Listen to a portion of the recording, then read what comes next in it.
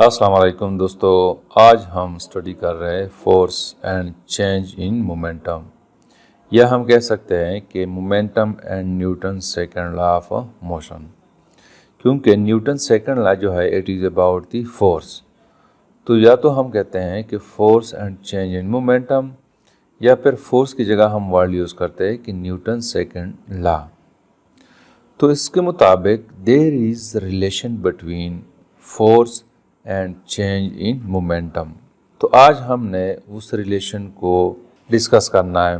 तो दोस्तों, हमें पता है कि जब हम किसी ऑब्जेक्ट पे फोर्स लगाते हैं तो फोर्स लगाने पर उस ऑब्जेक्ट की वेलोसिटी चेंज हो जाती है, और जब वेलोसिटी चेंज हो जाती है तो एक्सेलरेशन प्रोड्यूस होता है।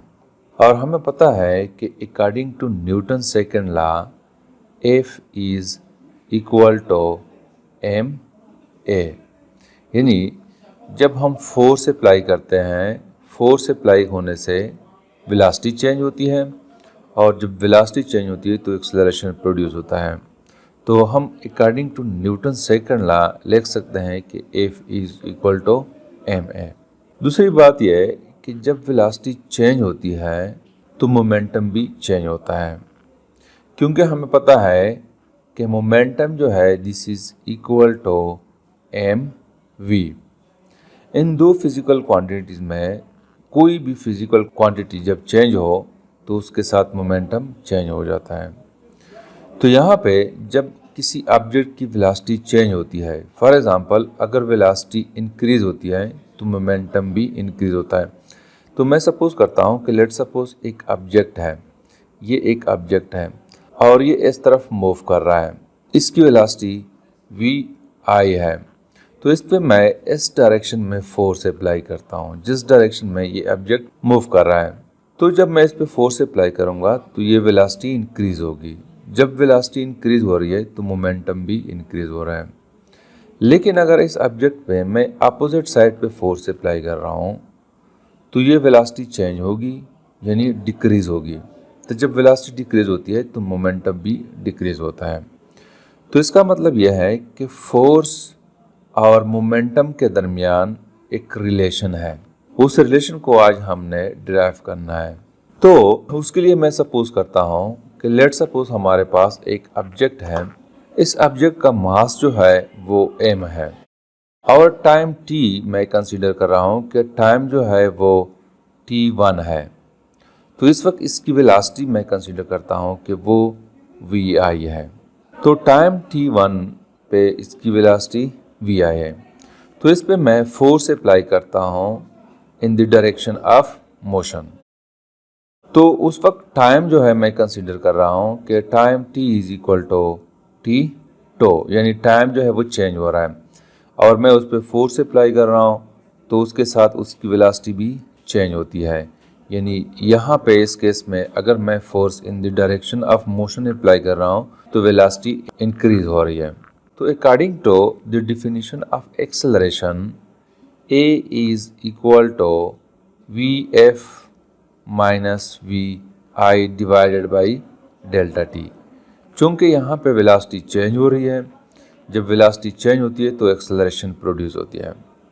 तो एक्सेलरेशन की डिफिनीशन जो है वो ये है कि V F minus V I divided by delta T. तो इसको मैं इक्वेशन 2 का नाम देता हूँ। अब इस इक्वेशन 2 को मैं इक्वेशन 1 में पुट कर लेता हूँ।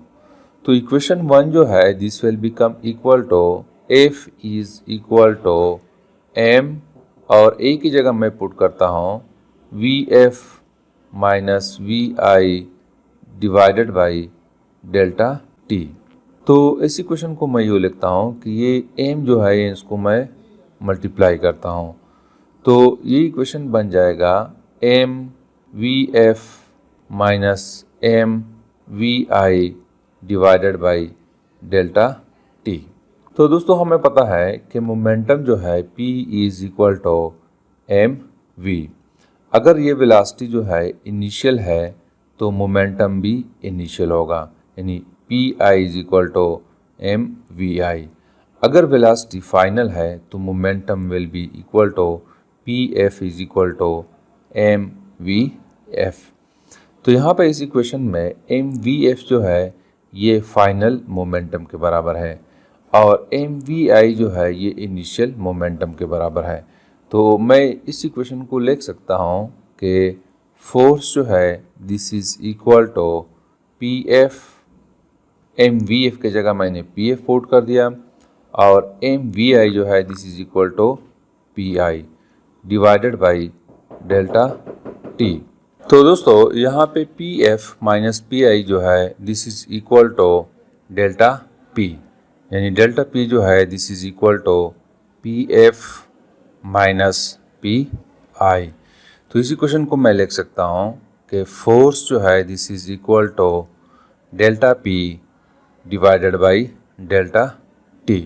तो this equation tells us that the rate of change of linear momentum of a body is equal to the net force acting on the body। यानी ये जो है it tells us that change in momentum with respect to time और ये equal है net force acting on the body। So this is the relation between force and change in momentum। या हम कह सकते हैं कि change in momentum and Newton second law। यहाँ पे ये force जो है it is the Newton second law। So this is something about the force and change in momentum. Thank you.